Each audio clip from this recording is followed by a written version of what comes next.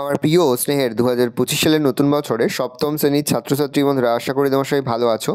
আজ আমরা যে বিষয়টি নিয়ে আলোচনা করব সপ্তম শ্রেণীর ফার্স্ট সামেটিভ অর্থাৎ প্রথম পর্যায়ক্রমিক মূল্যায়নের সংস্কৃতের কোশ্চেন পেপার নিয়ে। দেখো সরাসরি স্ক্রিনে তোমার সপ্তম শ্রেণীর ফার্স্ট সামেটিভ অর্থাৎ প্রথম পর্যায়ক্রমিক মূল্যায়নের সংস্কৃতের কোশ্চেনটা দেখতে পাচ্ছ। ফুল মার্কস আমাদের রয়েছে 30 আর সময় তোমাদের রয়েছে 1 ঘন্টা।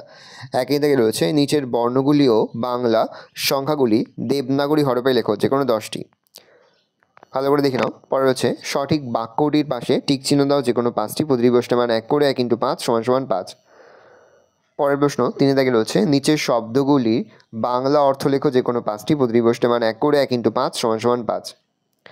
4 দাগে রয়েছে নিচের প্রশ্নগুলির উত্তর দাও, যে কোনো 5টি। প্রতিটি প্রশ্নের মান 1 করে 1 × 5 = 5। পরে হচ্ছে নিচের বাক্যগুলি সংস্কৃত ভাষায় অনুবাদ করো, যে কোনো 3টি। প্রতিটি প্রশ্নের মান 1 করে 1 × 3 = 3।